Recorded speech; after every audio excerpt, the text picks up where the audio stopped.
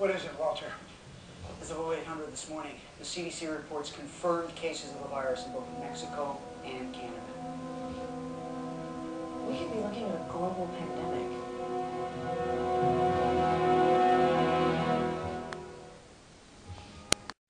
I knew that when I took on human form, the memories I brought with me would eventually fade. That's only part of it. It's not so much a result of your losing the memories, but more a consequence of your trying to hold on to them. Or by not letting go of the ancient knowledge, you're damaging your brain. Yes, my human mind is failing under the weight of so much information. You knew this would happen, didn't you? As an ancient, how could you not have known? Of course I knew, Sam. Oh, God, what have I done? I'm not marrying you. Yeah, well, I'm not marrying you, you spoiled guinea. Oh, whoops, my daughter. No tips, sir. Oh, nice kid. Well, I think I handled that pretty good. But I would like a second opinion. Here it is. Oh, my God, I can't! About the Ori, we're already aware of the threat they pose. Believe me, you don't know everything. A long time ago, the Ori and the Alterans were one society, human, on an evolutionary path to ascension. But a philosophical division grew. The Ori grew more and more fervent in their religious belief. The Alterans, for a lack of a better way of putting it, believed in science. The Ori tried to wipe them out. So instead of going to war, the Alterans built a ship, left their galaxy, and came here. We know that both the Alterans and the Ori eventually ascended, and that the Ori passed on a religion called Origin to the next evolution of humans they created. Yes, but the central promise of the religion, everything Origin's followers devote themselves to, is a lie. But the central promise of the religion, everything Origin's followers devote themselves to, is a lie. Are you saying that the Ori don't offer their followers ascension? No, most certainly not. And they'd have to share it. Share what? The power they sap from those who worship them. How is that possible? Are you saying there's a real physical transfer of energy to the Ori that occurs simply through human beings believing it? Simply is not how I would put it. It's quite complicated, but possible. And for it to have a measurable effect, it requires massive numbers of humans relinquishing their will. Nevertheless, it is one of the main reasons the ancients have so strongly believed in strict non-interference in the lower planes. Because the temptation to manipulate and align lower life forms in some order for your own purposes could result in exactly this type of abuse of corruption. The Ori empower themselves by sapping the life force of those willing to surrender themselves to them. Unknowing. And this promise of salvation in return. Leads to nothing but death of the most meaningless kind. Because there's no conscious effort to achieve enlightenment without being spoon-fed by the Ori. Do the priors know this? I mean, are they complicit? No, they're merely pawns. The more worlds the priors convert, the more powerful the Ori become. They must be stopped. Why don't the ancients, Alterans, whatever you call yourselves now, why don't you stop them? I'm one of them no longer. And even if I was, it is unclear whether such action could result in victory, nor is such an endeavor at that level necessarily the next best step to further enlightenment. All I can say for sure is that if this galaxy were to succumb and bow to the Ori, it would be very bad for everyone.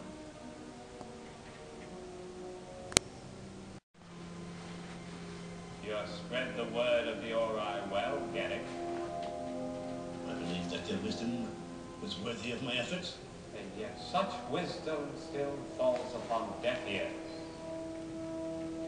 A group of unbelievers, Jafar, who stand against your leadership and the Ori are meeting as we speak on Chula. A true belief cannot be forced upon others. The offering of origin speaks for itself. I believe that in time, they will come to believe that this is true. As you have said, the Jafar are strong-willed. You are a people that understands the nobility of bloodshed, the necessity of sacrifice. What would you have me do? Go to Chula. Mark it as the last place the Jafar will ever defy the power of the Ori, and destroy all those who will not walk the path to enlightenment.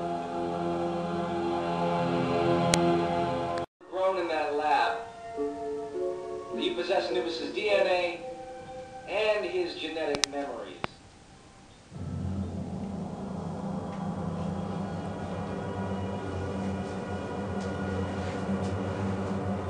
My memories do include you, Dr. Jackson. A confrontation you once had with my father.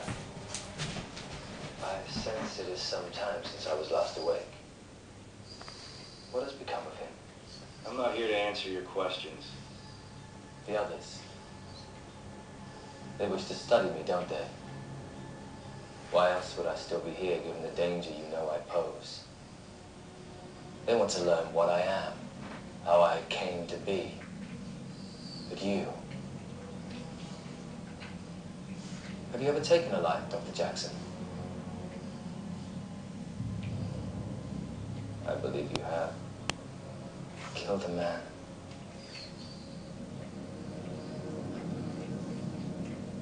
My memories are so sharp and clear.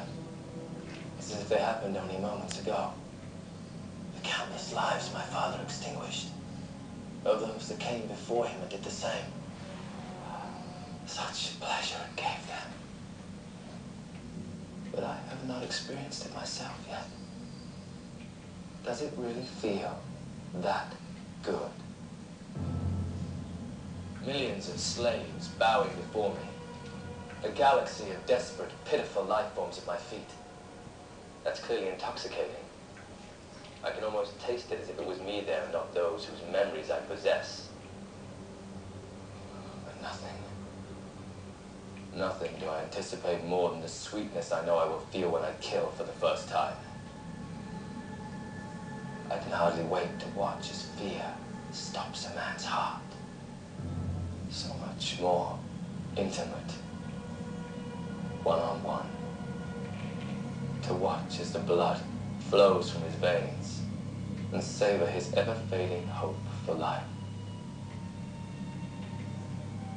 There's only one way to stop it. I know you wish to take my life, and I promise you, before this is over, one of us will feel the pleasure.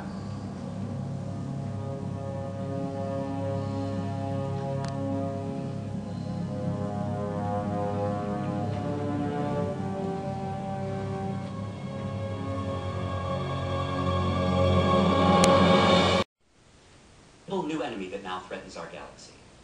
What would we do without you? All we have heard is that the Ori must be taken more seriously than the Gould. That the priors who represent them are extremely powerful and dangerous in their own right.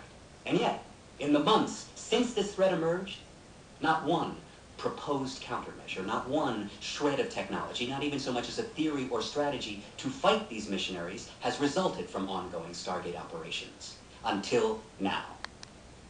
And you want to freeze him. Go, you're on a roll.